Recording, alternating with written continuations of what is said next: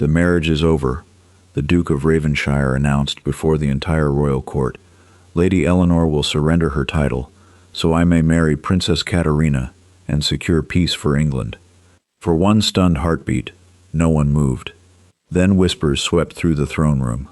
Lady Eleanor Ravenshire stood beneath the gilded gallery, while more than 100 nobles watched her marriage collapse.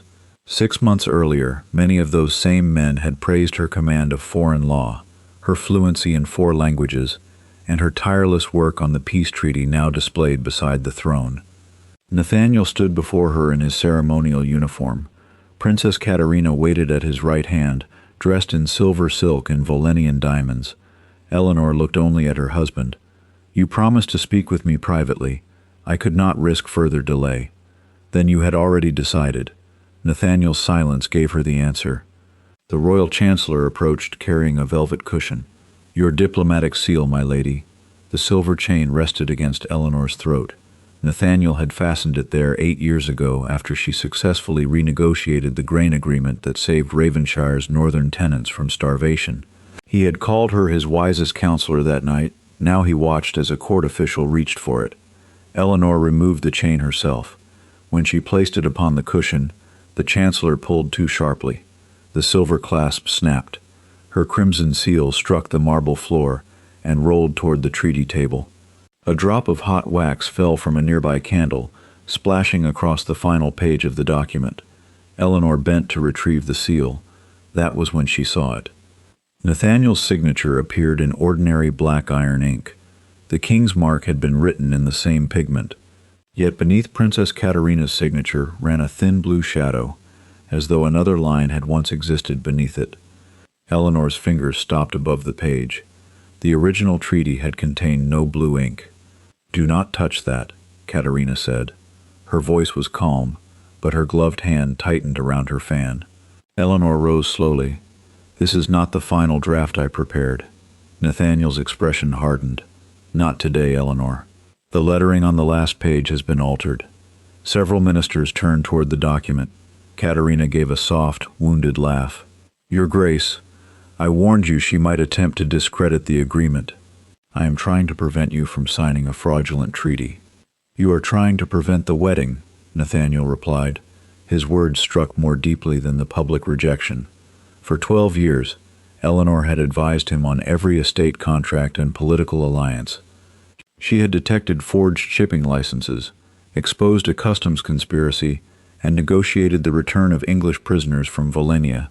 Nathaniel knew she did not make accusations without evidence, yet he chose to describe her warning as jealousy. "The ink is wrong," Eleanor said. "Allow Lord Ashcombe to compare this page with the registered draft." The elderly foreign secretary stepped forward, but Katerina's secretary immediately covered the treaty with a sheet of blotting paper. "The document has already been approved by both crowns," he said. "Then an examination should threaten no one," Eleanor replied. Nathaniel descended the steps toward her. Only when he came near did she see how exhausted he looked. Ambition had carved hard lines beside his mouth during the past year. Since Parliament denied him leadership of the Royal Council, he had become increasingly obsessed with proving that Ravenshire still possessed influence. Marriage to a foreign princess would give him that power. "The Volenian fleet is the only force capable of securing our northern waters," he said quietly. "This union will prevent thousands of deaths. And what happens if the treaty does not say what you believe it says?" "I have read it."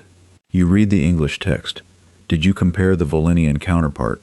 His hesitation lasted less than a second, but Eleanor saw it. Katerina moved between them. "My government cannot accept further insults. Either His Grace honors the agreement, or our fleet returns home tonight." Nathaniel looked toward the king. His Majesty sat rigidly upon the throne, pale and visibly uncomfortable. He had supported the alliance, but Eleanor suspected he had never been informed that Nathaniel intended to discard his lawful wife in open court. The Duke faced Eleanor again. "You will leave Ravenshire House before sunset. An annuity will be arranged after the dissolution. You are dismissing the only person who can verify the treaty. I am dismissing a wife who mistakes control for loyalty." A murmur passed through the watching nobles. Eleanor felt the humiliation settle over her, cold and suffocating. Nathaniel had not merely ended their marriage, he had attacked the quality that had protected him for 12 years. Still, she would not beg. "Keep the title," she said.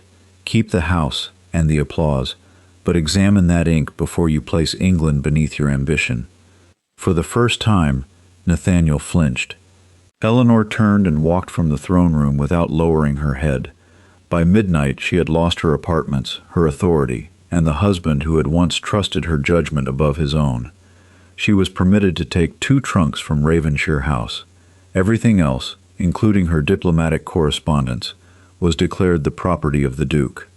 Servants removed her books while guards stood outside the door. Her maid Clara fastened the final trunk. "Where will we go? My father's cottage in Richmond still belongs to me." A violent pounding shook the front entrance below. Moments later, an exhausted royal courier staggered into the hall. Mud covered his boots, and blood darkened the bandage around his shoulder. "I must see the Duke of Ravenshire," he gasped. "Foreign troops are gathering beyond the northern border." Nathaniel emerged from the library with Katerina beside him. "How many?" he demanded. "Nearly 8,000, Your Grace. Artillery as well. They are moving toward the treaty ports." "That is impossible. Valenia has promised us peace." The courier pulled a sealed dispatch from his coat. Eleanor recognized the symbol pressed into its black wax, a crowned wolf, belonging to the northern commander. Nathaniel broke the seal. As he read, the color drained from his face. Katerina remained perfectly still. "When will they cross the border?" Eleanor asked. The courier looked at her with confusion, unaware that she had ceased to be the Duchess only hours earlier. "They are waiting for a legal pretext, my lady." "What pretext?" He swallowed. "The Duke of Ravenshire's wedding." Silence filled the entrance hall. Eleanor looked at Katerina. The princess's expression revealed nothing, but her secretary's fingers tightened around the leather case containing the treaty. "The ceremony is in 7 days," Nathaniel said. "No," the courier replied. "According to the document delivered to the Northern Command, the marriage activates the alliance's territorial provisions immediately." Eleanor's gaze shifted to the treaty case. "What territorial provisions?" The courier hesitated before answering. "The surrender of 3 English ports to Valenian authority." Nathaniel stared at Katerina. "There is no such clause." Eleanor remembered the blue shadow beneath the final signature. "There is now." Outside, cathedral bells began to ring, announcing the royal engagement to all of London. In 7 days, Nathaniel would stand before the altar and say, "I do." According to the treaty, war would begin the moment he did. Katerina's secretary stepped forward before Nathaniel could reach for the dispatch. "An exhausted soldier has misunderstood a provisional clause," he said. "There is no surrender of English territory." Eleanor studied him. Count Victor Sorin had attended every negotiation as Katerina's legal advisor, yet he had rarely spoken unless asked. Tonight his composure seemed almost rehearsed. "Then open the treaty," Eleanor said. "Read the Valenian text aloud." Sorin tightened his grip on the leather case. "You no longer possess diplomatic authority. Territory does not change ownership because I lost a title 6 hours ago." Nathaniel held out his hand. "Give me the document." For the first time, Sorin hesitated. Katerina placed herself between them. "Nathaniel, do you truly intend to insult my father's representative because your former wife has filled this house with suspicion?" The dispatch names 3 ports. "Ports your government promised we might use during wartime." "Use," Eleanor said, "is not the same as command." Katerina turned on her. "You should have left already, and you should not fear an examination of an honest treaty." The princess's face changed for only an instant. The softness disappeared, revealing something cold beneath it. Nathaniel saw it too. "Open the case, Sorin." The secretary bowed. "The signed treaty must remain under royal protection. I cannot surrender it without authorization from both sovereigns." He moved toward the door. Nathaniel blocked his path. "I am the man expected to bind this agreement through marriage. You will show me what I am binding." Sorin's hand drifted toward the inside of his coat. Eleanor saw the movement and seized Nathaniel's arm. "Do not." A blade flashed. The wounded courier threw himself between them. Sorin's knife struck the man beneath the ribs. As the courier collapsed, Guards rushed forward, but Soren hurled an oil lamp against the marble floor. Flames erupted across the carpet. Katerina screamed. Servants scattered. In the confusion, Soren fled through the eastern passage, with the treaty case pressed against his chest. Nathaniel drew his pistol and ran after him. Eleanor dropped beside the courier. Blood spread rapidly through his uniform. "Clara, bring linen. Press it here." The maid fell to her knees and obeyed. The courier caught Eleanor's wrist. "Northwatch," he gasped. "What is at Northwatch?" "Original orders." Commander kept copies. His fingers opened. A small brass key lay in his palm, its bow engraved with the crowned wolf of the Northern Command. "Who gave you this?" "The prince." Eleanor leaned closer. "Which prince?" The man's eyes shifted toward Katerina. "The king's nephew." His body went still. Across the hall, Katerina stood untouched by the flames. She looked at the dead courier without grief or surprise. Then her gaze settled on the key in Eleanor's hand. "Give that to me," she ordered. Eleanor closed her fingers around it. "Why?" "It may belong to my government." "The symbol is English. Northern officers use markings copied from Volinian heraldry." "That is untrue." Katerina's expression sharpened. "You are no longer the Duchess of Ravenshire. You have no right to withhold evidence." Eleanor rose, the courier's blood staining her skirt. "Evidence of what?" Footsteps thundered through the corridor. Nathaniel returned with 2 guards, his face dark with fury. "Soren escaped through the garden," he said. A carriage was waiting beyond the south gate. "You still believe this is a misunderstanding?" Eleanor asked. Nathaniel looked at the dead man and then at the spreading fire. Doubt had entered his eyes, but pride kept him from naming it. "I believe Soren acted without the princess's knowledge." Katerina let out a trembling breath and reached for him. "Thank God you are unharmed." Eleanor watched Nathaniel accept her touch. Even after a foreign agent had drawn a knife inside his home, he still clung to the explanation that protected his ambition. "Search the princess's rooms," Eleanor said. Katerina recoiled. "How dare you? Soren had a carriage waiting. Someone inside this house arranged his escape." Nathaniel faced Eleanor. "You do not command my guards." "No, you dismissed the person who knew where to send them." The words landed cleanly. Nathaniel ordered the captain to seal every entrance but refused to search Katerina's apartments. He claimed diplomatic courtesy prevented it. Eleanor heard only cowardice disguised as protocol. Clara extinguished the remaining flames with the servants. The leather treaty case was gone, the courier was dead, and the sole witness who had carried the warning had escaped with the altered document. But Eleanor still possessed the key. Nathaniel noticed her closed hand. "What did he give you?" "A final instruction." "What instruction?" "To go to Northwatch. You are going nowhere. Until this matter is resolved, you will remain in London. You expelled me from your house. I can still prevent you from interfering in affairs of state." Eleanor stepped closer. "You surrendered that right when you refused to examine the treaty." His face tightened. "If you obstruct this alliance, England could lose its only naval defense. And if you complete the marriage, England could lose its ports without a battle." Neither moved. Once Nathaniel had admired her refusal to retreat. Tonight he looked at that strength as though it were an act of disobedience. Katerina came to his side. "Send her away before she destroys what remains of the peace." Nathaniel stared at Eleanor for a long moment. Then he spoke to the guards. "Escort Lady Eleanor to her father's cottage. Watch the house. She is not to leave Richmond without my permission." Eleanor felt the boundary inside her become absolute. He had publicly discarded her, ignored evidence of treason, and now intended to imprison her quietly so his wedding could proceed. She slipped the brass key into the torn lining of her glove before the guard searched her. "I will leave," she said. "But understand this, Nathaniel. If you stand at that altar after everything you witnessed tonight, no forged treaty and no foreign princess will bear the blame for what follows." His eyes met hers. "The choice will be yours." An hour later, a guarded carriage carried Eleanor and Clara away from Ravenshire House. Eleanor waited until the lights of London disappeared behind them before cutting open the lining of her glove. The brass key was still there. So was something she had not noticed before. A narrow strip of paper had been wound around its stem. Eleanor unrolled it beneath the carriage lamp and found a message written in military cipher.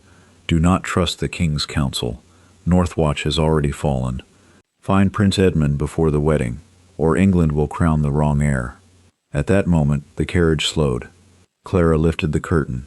The road to Richmond was blocked by 6 armed riders wearing Nathaniel's colors, but the man leading them was Count Victor Sorin. Sorin raised one gloved hand. The 6 riders spread across the road, cutting off every path through the dark woods. All wore Ravenshire livery, but Eleanor recognized none of them as members of Nathaniel's household guard. The carriage driver pulled the reins. A pistol appeared through the narrow hatch behind his seat. "My lady," he said without turning, "you should do exactly as the Count asks." Clara gripped Eleanor's arm. "He belongs to them." "He was placed on the carriage before we left," Eleanor whispered. "This was arranged inside Ravenshire House." Sorin dismounted and walked toward the door. Firelight from his men's torches illuminated a dark smear across his sleeve. The courier's blood. "Give me the key, Lady Eleanor." She kept her expression blank.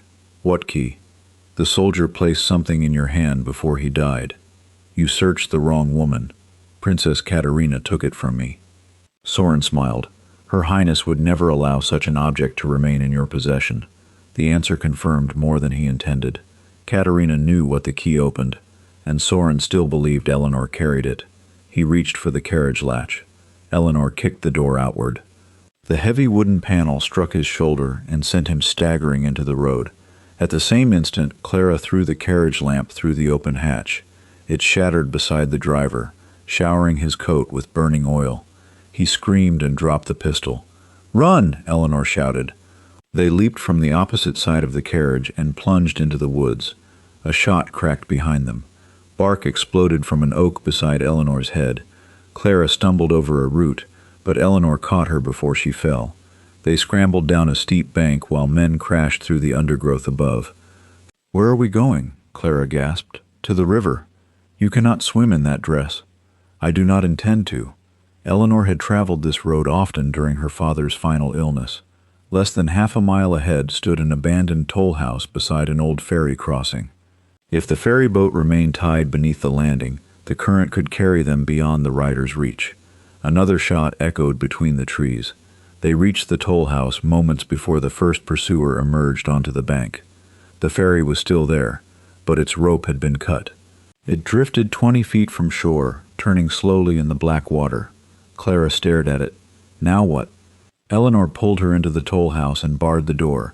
The building contained a broken chair, an empty grain chest, and a rusted bell once used to summon the ferryman.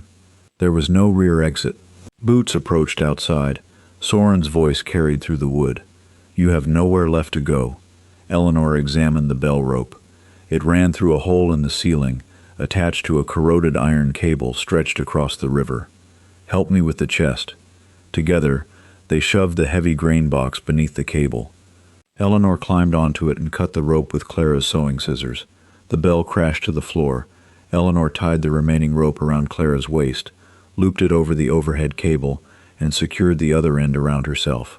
Clara looked upward in horror. "You expect us to cross the river on that?" "I expect the men outside to kill us if we remain." The door shook beneath a violent blow. Wood splintered near the lock. Eleanor climbed through the small upper window and gripped the cable. Clara followed, trembling but silent. Their joined weight pulled the rusted line dangerously low. The door burst open as they pushed away from the building. They slid above the river. Sorin appeared at the window and seized Eleanor's skirt. The fabric tightened around her legs. "Give me the key!" She kicked backward. Her heel struck his face, but he refused to release her. The old cable groaned. Eleanor tore the outer layer of her skirt with both hands. The silk ripped free, leaving the Count holding several yards of ruined blue fabric as she and Clara swung toward the opposite bank. A pistol fired. Clara jerked sharply against the rope. "Are you hit?" "No." She opened her hand. A bullet had torn through the edge of her sleeve without touching the skin. They reached the far side and dropped into the reeds. The cable snapped behind them, plunging into the river and trapping Sorin's men on the opposite bank. Eleanor allowed herself one breath. Then she heard horses approaching along the eastern road. 3 riders emerged from the fog. Unlike Sorin's men, they wore no uniform. The leader was a broad-shouldered man with silver at his temples and a scar running from his ear to his jaw. He drew his sword. Eleanor moved in front of Clara. "If you serve Count Sorin, you will have to kill me before I surrender anything." The stranger studied her blood-stained dress and torn hem. "I do not serve Sorin." "Then name yourself." "Colonel Gabriel Harcourt, formerly of the Northern Command." Eleanor recognized the name. Harcourt had been dismissed 6 months earlier after accusing a senior council minister of selling military information. Nathaniel had supported the dismissal, calling the colonel unstable. Harcourt looked across the river, where Sorin's men were searching for another crossing. "If you wish to survive the next 10 minutes, Lady Eleanor, mount behind me." "Why should I trust you?" "Because the courier who died tonight was my son." Grief tightened his voice, but he did not lower his sword. Eleanor removed the brass key from her glove. Harcourt's face changed when he saw the crowned wolf. "He told me to find Prince Edmund. Then Thomas completed his mission. Is the prince alive?" "For now." Harcourt glanced toward the approaching torchlight on the opposite shore. "Sorin has agents in the army, the palace, and your husband's household. By dawn, every road north will be watched." "Northwatch has already fallen." "No. Northwatch was deliberately surrendered." The distinction chilled her. "By whom?" "Lord Ashcombe." Eleanor stared at him. The Foreign Secretary had been her oldest ally at court. He had defended her work only hours earlier. "That is impossible. I watched his orders arrive under the royal seal." "And Prince Edmund?" Harcourt extended his hand to help her onto the horse. "Edmund intercepted the original treaty and discovered why Katerina needs the Duke's wedding. Since then, 2 assassins have tried to kill him." "Where is he?" "Hidden at St. Albans Abbey." A horn sounded across the river. Sorin's riders had found the bridge. Eleanor climbed behind Harcourt while Clara mounted with one of his men. The horses surged forward, racing east beneath the trees. They had traveled less than a mile when the third rider gave a strangled cry and fell from his saddle. An arrow protruded from his back. Masked horsemen poured onto the road ahead. Harcourt dragged his mount to a halt. More riders closed in behind them, led by Sorin. Eleanor counted 12 men surrounding them. Then the masked leader removed his hood. Lord Ashcombe's familiar face appeared beneath it. He looked directly at Eleanor and raised a loaded pistol. "My apologies, Duchess," he said, but Prince Edmund was not the only person who read the original treaty. Lord Ashcombe aimed the pistol at Eleanor's heart. "Give me the Northwatch key." "You defended me before the council," she said. "I needed Nathaniel to believe I remained your ally." Harcourt shifted in his saddle, but 2 masked riders pressed blades against Clara's throat. Eleanor held up the key. "Release my maid first," Ashcombe laughed. "You have no authority to negotiate." "She has more than you realize," Harcourt said. He suddenly fired into the branches above them. A concealed rope snapped, releasing a bundle of logs down the slope. Horses reared as the timber crashed across the road. Eleanor drove her heels into Harcourt's mount. They broke through the confusion while Clara escaped with the second rider. Ashcombe fired. The bullet grazed Harcourt's shoulder, but he remained upright. The group raced toward St. Albans Abbey as Sorin and Ashcombe followed. They reached the ruined western gate minutes before dawn. Harcourt dismounted and struck the stone arch 3 times with his sword hilt. A hidden panel opened. A young man in a plain black coat pulled them inside. Eleanor recognized Prince Edmund, the king's 23-year-old nephew, and second in line to the throne. "You brought her," he said. "Thomas died completing your order," Harcourt replied. Edmund closed his eyes briefly. "Then his name will not be forgotten." The panel had barely shut when gunfire struck the outer gate. "We have minutes," Eleanor said. "Show me the original treaty." Edmund led them beneath the abbey into an old burial chamber. A steel dispatch box stood upon a stone altar. Eleanor inserted the brass key. Inside lay the treaty's first English draft, Volinian military orders, and a page bearing Nathaniel's signature. She read rapidly. The original agreement granted Volania temporary access to 3 English ports during a defensive emergency. The altered version transferred permanent command the moment Nathaniel married Katerina, but the final document revealed something worse. Nathaniel had signed a private authorization allowing Katerina's officials to revise minor linguistic inconsistencies without returning the treaty to the English council. He gave them permission to alter it, Eleanor whispered. Without reading the Volenian wording, Edmund said. Ashcombe convinced him it was routine. Nathaniel's ambition had not created the entire conspiracy, but his willing carelessness had opened the door. Eleanor examined the military orders. Why does Caterina need the ports? To land troops legally, Edmund answered. Her father intends to replace the king with a ruler dependent upon Volenia. You? No. He handed her a genealogical record. A name had been inserted into the royal line. Prince Alexander, Caterina's younger brother. The forged document claimed their mother descended from an English king. Once Nathaniel married Caterina and surrendered the ports, Volenian troops would enter as allies. The king and Edmund would then be removed. A heavy explosion shook dust from the ceiling. They have breached the abbey, Harcourt said. Eleanor gathered the evidence. We take this to Parliament. Half the council serves Ashcombe, Edmund replied. We need undeniable proof, and a public venue they cannot control. Eleanor looked at Nathaniel's private authorization. The wedding, Edmund understood immediately. Every ambassador, minister, military commander, and member of the royal family would attend. We expose them before Nathaniel completes the vows, she said. The chamber door burst inward. Sorin entered with 4 armed men. Ashcombe followed, holding Clara at gunpoint. Put the documents down, he ordered. Eleanor placed the papers upon the altar, but kept Nathaniel's authorization hidden inside her sleeve. Ashcombe approached the open box. You were always too intelligent to remain merely a duke's wife, and you were always too frightened to betray England without hiding behind another man's seal. His face tightened. A bell rang somewhere above them.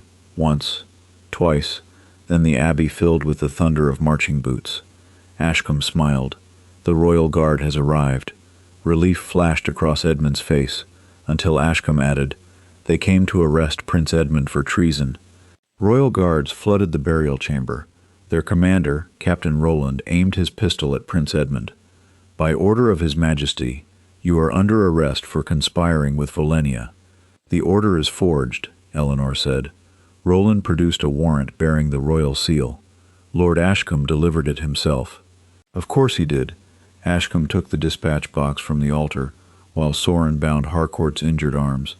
Clara remained beneath a guard's blade. Eleanor still had Nathaniel's authorization hidden inside her sleeve, but the remaining evidence was now in Ashcombe's hands. Edmund stepped forward. If my uncle signed that warrant, take me before him. You will be taken to the Tower, Roland replied. Ashcombe raised his pistol. The prince may attempt to escape. Eleanor understood immediately. Edmund would never reach London alive. She looked at the warrant. The seal appeared genuine, but the signature beneath it contained a narrow gap between the king's first and last names. The king never signed that way. After an injury to his right hand, he wrote both names in one uninterrupted stroke. Eleanor had witnessed it hundreds of times. Captain, examine the ink. Roland hesitated. The king signed that order this morning, Ashcombe said. That is impossible, Eleanor replied. It was written with ceremonial gold-black ink, which is used only in the palace throne room. The Royal Stationery Office locks it away every evening. Roland studied the document. And the signature is wrong, she continued. His Majesty has not lifted his pen between those names in 11 years. Ashcombe shot her. Harcourt lunged at the same moment. The bullet struck the stone beside Eleanor's head. Edmund drove his shoulder into Roland, knocking the captain's pistol away. Chaos erupted. Clara bit the hand of the guard restraining her and escaped. Harcourt broke his bonds against a sharp edge of the altar, then struck Sorin across the face with the loose chain. Eleanor seized the forged warrant and held it over a candle. Blue lettering surfaced beneath the royal order. Roland saw it. "Stand down!" he shouted. Half the guards lowered their weapons. The others turned toward Ashcombe, revealing where their loyalty truly belonged. Sorin grabbed the dispatch box and fled through the crypt. Ashcombe followed with 3 traitorous guards. Roland started after them, but Eleanor stopped him. "They want us to pursue. There will be another exit." Edmund pointed toward the ceiling. The bells. Heavy smoke drifted down the stairwell. They had set fire to the abbey. "Take the eastern tunnel," Harcourt said. "It opens beyond the monastery wall." The group ran as flames spread through the wooden floor above them. Behind, burning beams collapsed and sealed the main passage. They emerged into a field moments before the abbey roof fell inward. Ashcombe and Sorin were gone, with the original treaty and the military orders. Eleanor unfolded the forged warrant she had saved. Most of the hidden blue writing had appeared under the heat. It contained troop movements, payment codes, and a list of initials. One entry had been underlined twice. N.R., wedding authorization secured, Nathaniel Ravenshire. Roland stared at it. "This makes the Duke appear to be their accomplice." "He is not part of their conspiracy," Eleanor said, "but his signature made it possible." "Will Parliament see the difference?" Eleanor did not answer. A rider approached from London, carrying a white flag. He stopped before Edmund and handed him a newspaper printed less than an hour earlier. The headline declared Prince Edmund a traitor and Lady Eleanor his mistress. It accused them of plotting to murder the king and seize the throne together. Below it appeared Nathaniel's official statement. "My former wife has deceived this country. I fully support her arrest." Eleanor read the sentence twice. This was no impulsive insult delivered in anger. Nathaniel had placed his name beneath a public lie without hearing her defense. Clara touched her arm. "My lady," Eleanor folded the newspaper. "When is the wedding?" The writer looked uneasy. Princess Katerina moved it forward. "To when?" "Tomorrow morning." Edmund glanced toward London. "If Nathaniel completes the vows, the Volinian fleet will enter the treaty ports before Parliament can intervene." Eleanor placed the forged warrant inside her coat. "Then we return to the man who condemned me." Harcourt looked at the smoke rising behind them. "Ravenshire House will be surrounded. I do not intend to enter through the door." Before Nathaniel inherited his title, Eleanor had discovered a forgotten diplomatic tunnel beneath the estate. Only two people knew where it ended. One was Eleanor, the other was Lord Ashcombe. By nightfall, Eleanor, Edmund, Harcourt, Clara, and Captain Roland reached the abandoned chapel behind Ravenshire House. Eleanor pushed aside a broken stone beneath the altar, revealing a narrow staircase. "The tunnel ends inside Nathaniel's library," she said. "Ashcombe may already be waiting." They descended without lamps until the chapel entrance vanished above them. Halfway through, Harcourt found fresh boot prints in the mud. "We are not alone." A gunshot exploded ahead. Roland fell against the wall, blood running from his arm. 3 men emerged from the darkness. Harcourt fired once, while Edmund dragged the captain into an alcove. Eleanor pulled an iron lever hidden behind the stones. A section of the tunnel floor collapsed, swallowing 2 attackers. The third escaped toward the house. "Now Ashcombe knows we are here," Edmund said. "He already knew," Eleanor replied. They hurried forward and entered Nathaniel's library through a concealed bookcase. Wedding decorations covered the mansion, and armed Volinian guards patrolled the corridors. A man spoke in the adjoining room. "Sorin." Eleanor looked through the keyhole. Sorin and Ashcombe stood over a map with Princess Katerina. Red markers covered the northern ports. "The fleet enters at noon," Katerina said. "Once Nathaniel completes the vows, arrest the king and kill Edmund." "And Eleanor?" Sorin asked. Katerina's expression remained cold. "She dies beside the prince." "Their bodies will prove the newspapers were correct." Ashcombe placed the stolen treaty box on the table. Eleanor motioned for Harcourt to follow her, but another voice stopped them. Nathaniel entered the room. "Why are Volinian soldiers positioned outside the cathedral?" he demanded. "To protect the wedding," Katerina replied. "I asked you, Ashcombe," the minister answered smoothly. "There are rumors of an attack by Prince Edmund." Nathaniel noticed the treaty box. "Sorin stole that from my house." "He recovered it from Eleanor," Katerina said.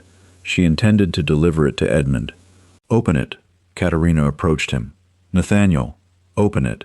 Ashcombe lifted the lid. The box was empty. His face went pale.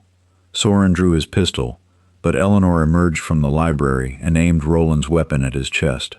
"The original documents were removed before you reached the abbey," she said.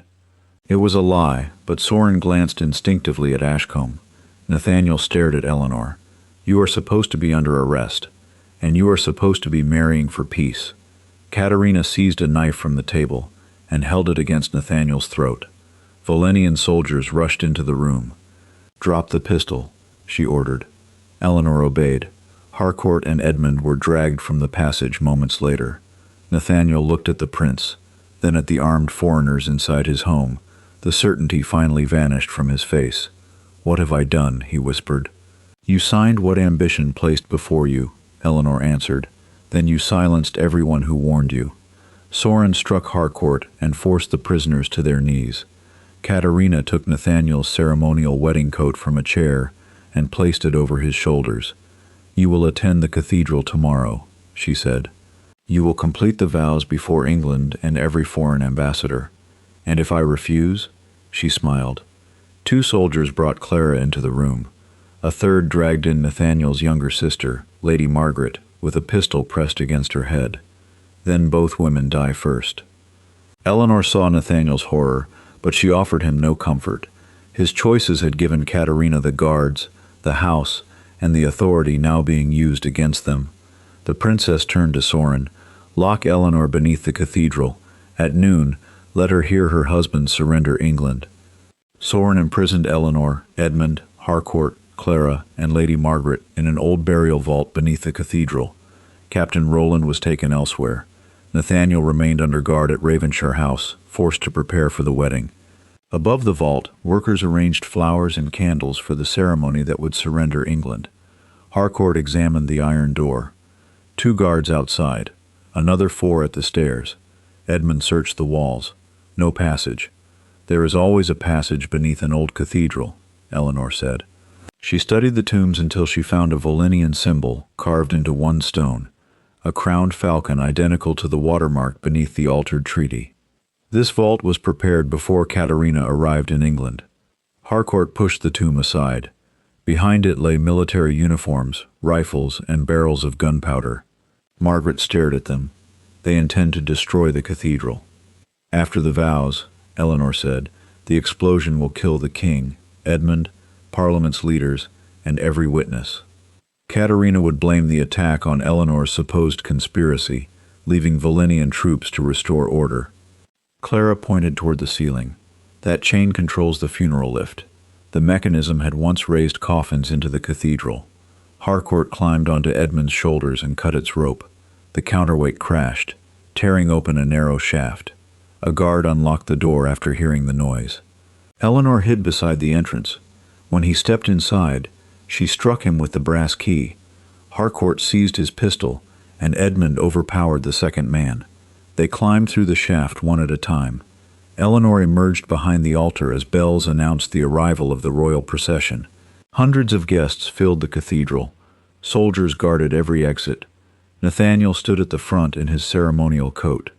Katerina walked toward him in silver, smiling as though no blood lay beneath her wedding. The king sat in the first row, unaware of the gunpowder below. Eleanor whispered to Edmund, "Reach your uncle, quietly. What will you do?" "Make Nathaniel delay the vows." She crossed the upper gallery while Harcourt and Clara moved toward the bell tower. Margaret slipped among the guests to warn Captain Roland's loyal guards. The archbishop began the ceremony. Sorin spotted Eleanor above the nave.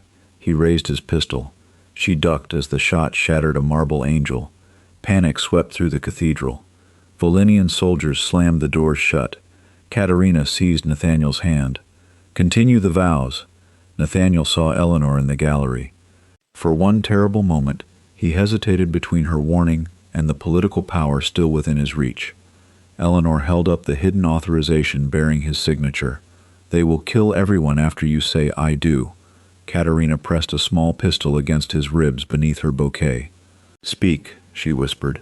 Nathaniel looked at the king, his sister, and the terrified guests trapped by soldiers he had welcomed into England. The archbishop repeated the question, "Do you take this woman as your lawful wife?"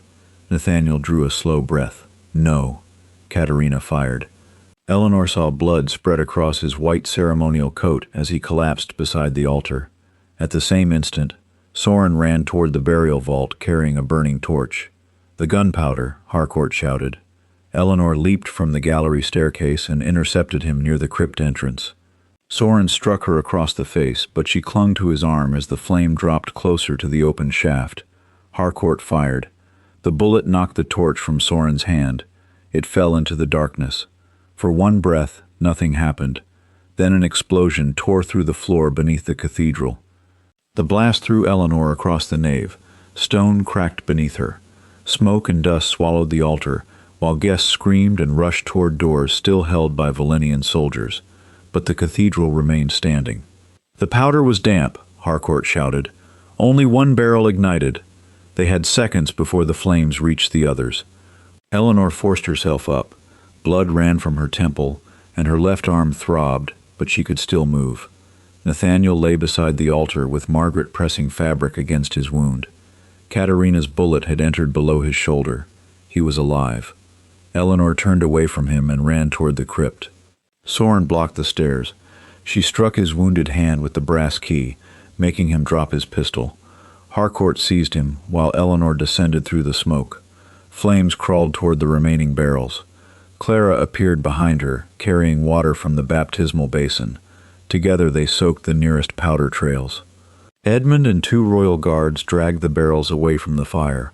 Above them, gunshots echoed through the cathedral. Captain Roland had returned with loyal troops. "Protect the king," he commanded.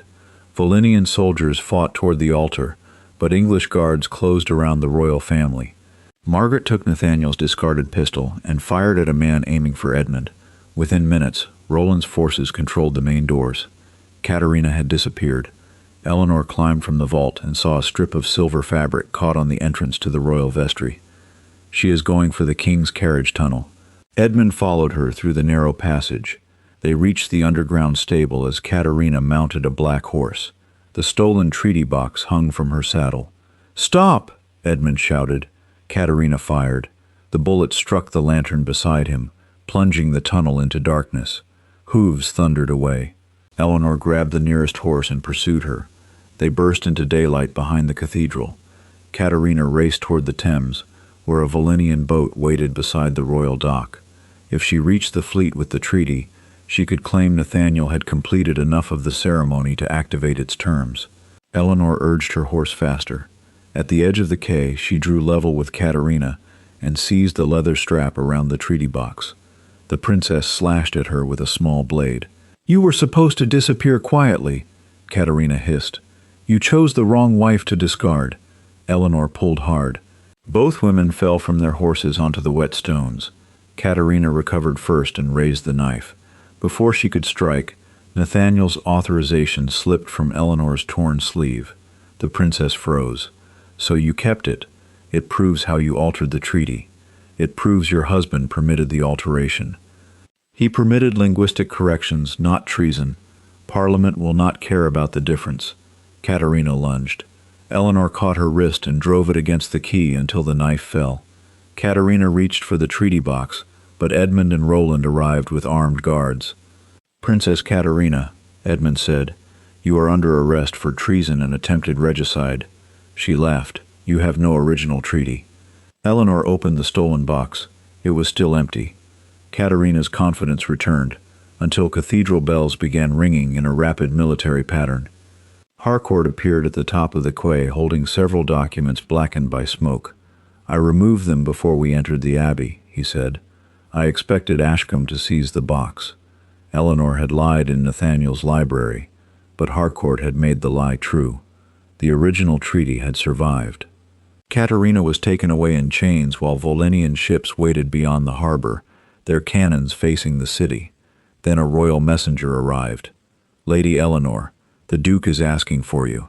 She returned to the cathedral, but stopped several feet from Nathaniel's stretcher. His face was pale. "I signed the authorization." "I know. I believed Ashcombe when he said you were obstructing the alliance out of jealousy." "You chose to believe him." Nathaniel swallowed. "Can you stop the fleet?" Eleanor looked toward the harbor. "I can expose the treaty, but your public statement named me a traitor, and half the army still believes it." "What do you need?" "The truth spoken before Parliament. Every signature, every warning you ignored, and every choice you made." He closed his eyes. Before he could answer, a cannon fired from the river. The first Valenian shell struck the Tower of London. The explosion shattered windows throughout the cathedral. A second shell crossed the river and struck the wall beside the royal armory. Bells began ringing across London as smoke rose above the tower. Captain Roland rushed to the entrance. The Volenian fleet is moving into attack formation. How many English ships remain in the harbor? Eleanor asked. 7. The others were ordered north under Lord Ashcombe's authority. The altered treaty had not merely promised the ports. Ashcombe had deliberately emptied London's defences. Eleanor turned to Harcourt. Do the original military orders contain the Volenian fleet codes? Yes, but they change every 6 hours. The blue ink may contain the new sequence. Harcourt spread the smoke-blackened papers across the altar. The visible instructions ordered Volenian captains to protect English ports. Eleanor held one page near a surviving candle. Heat awakened a second layer of writing. Lines of blue symbols appeared between the official text. "Can you read it?" Edmund asked. "Not without the cipher key." Nathaniel struggled to rise from the stretcher. "The wedding gift." Everyone looked at him. "Katerina gave me a silver prayer book," he said through clenched teeth. "She insisted I carry it during the ceremony." Margaret found the book beneath the overturned altar. Its cover contained no prayers, only rows of numbers engraved inside the silver frame. Eleanor compared them with the hidden orders. "It is a naval cipher." Nathaniel stared at the object he had accepted without question. "She placed the invasion code in my hands, and trusted your vanity to keep you from examining it," Eleanor said. The words wounded him more visibly than the bullet. Eleanor decoded the first command: advance after the marriage. Fire upon resistance. The second named 3 English admirals who had accepted payment. The final line contained an emergency recall phrase. Harcourt looked toward the river. "If we send that signal, the fleet may withdraw. Or recognize it as a trap," Roland said. "They will obey if it comes from Katerina's flagship." The princess, held beneath guard near the vestry, smiled when Eleanor approached. "You cannot reach my ship. Its crew will kill you before you touch the deck. You are going to take me aboard." Katerina laughed. "Why would I help you?" "Because your father ordered the fleet to depart before your arrest. That means the final assault no longer depends upon your safety." For the first time, uncertainty crossed the princess's face. Eleanor showed her the hidden command. Beneath the attack order stood another instruction. If the princess fails to secure the marriage, classify her as compromised. No exchange, no rescue. Katerina read it twice. Her father had prepared to abandon her. "I can offer you a lawful trial," Eleanor said. "The Volenian admiral will offer you a convenient death." Minutes later, Eleanor boarded the royal launch with Katerina, Harcourt, Edmund, and 6 guards. Roland remained to protect the king and Nathaniel. Cannon fire shook the river as they approached the Volenian flagship under a white flag. The admiral allowed them aboard only after seeing Katerina standing at the bow. The moment she stepped onto the deck, he raised his pistol. "You failed your father." Katerina froze. Eleanor had expected betrayal, but not so quickly. Harcourt fired first. His bullet struck the admiral's weapon.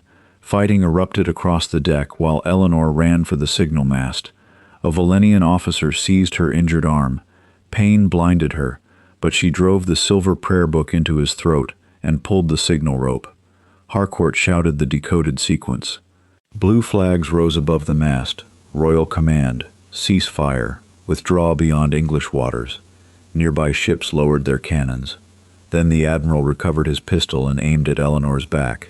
Katerina stepped between them. The bullet struck her side. She collapsed against the rail. "Why?" Eleanor asked, catching her. Katerina pressed one hand to the wound. "I will not die as my father's discarded pawn." The guards arrested the admiral. Without his command, the remaining captains obeyed the recall signal. One by one, the Volenian ships turned away from London, but 3 English vessels continued firing. "The paid admirals," Harcourt said. Eleanor used the flagship's signal cannon to send their names across the harbor. Loyal sailors aboard the English ships mutinied within minutes, arresting 2 commanders. The third attempted to flee, but his crew lowered the sails and surrendered. By sunset, the attack was over. The tower still stood. The king was alive. Volenian troops at the northern ports, deprived of naval support, laid down their weapons. Eleanor returned to Parliament carrying the original treaty, the altered text, the forged royal warrant, the military orders, and Nathaniel's private authorization. Every seat was filled. Nobles crowded the galleries while citizens gathered outside, demanding the truth. Nathaniel entered on foot despite his wound. Margaret supported him, but he refused a chair. Lord Ashcombe had been captured at the northern gate while attempting to leave London with gold and forged passports. Soren had been found hiding inside the Volinian embassy. Both stood in chains. The speaker called Nathaniel forward. Eleanor watched her husband face the same public that had witnessed him discard her.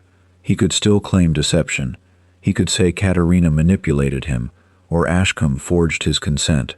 Many powerful men would accept that defense because it protected them from examining their own ambition. Nathaniel placed his signed authorization upon the table. "I was deceived," he began. Ashcombe smiled. Nathaniel looked toward Eleanor. "But deception does not absolve me. Lady Eleanor warned me that the treaty had been altered. I refused to examine it because the marriage promised me political power."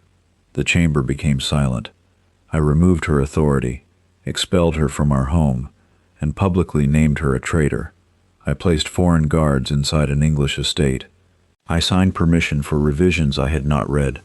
Lord Ashcombe and Princess Katerina exploited my choices, but those choices were mine." Ashcombe's smile disappeared. Nathaniel turned toward Eleanor before the entire assembly. "She did not betray England. I betrayed her judgment, her service, and the trust this country placed in our house." Then he removed the ducal signet from his hand and set it beside the authorization. "I surrender my position on the Royal Council and every military command attached to Ravenshire. I ask Parliament to restore Lady Eleanor's name, property, diplomatic rank, and independent control of the estates she protected." The speaker rose. Before he could call for a vote, Ashcombe broke free from one guard and seized a pistol hidden beneath the clerk's table. He did not aim at Nathaniel. He aimed at Eleanor. "If she speaks," he shouted, "every name in the blue ledger falls with us." Eleanor stared at the weapon. "What blue ledger?" Ashcombe smiled with the desperation of a ruined man. "The one your husband buried beneath Ravenshire House 12 years ago." Then he pulled the trigger.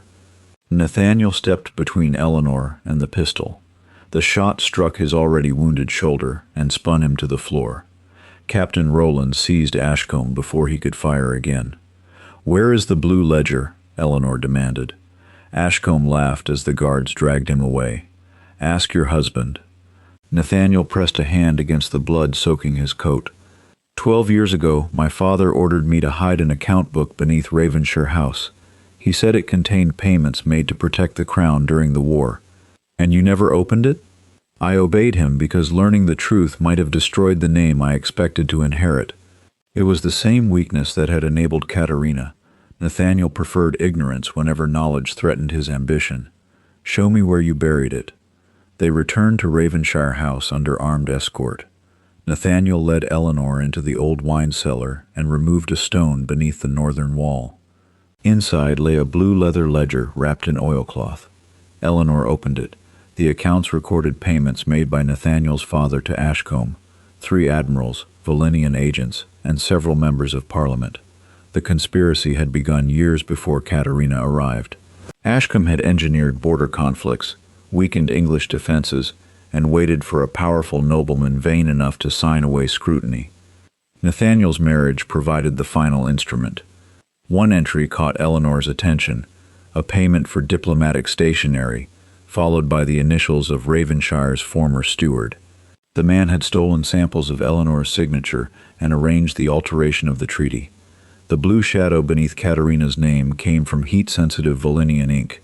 Soren had written permanent territorial clauses beneath the approved language, then covered them with a temporary black layer designed to fade after the wedding.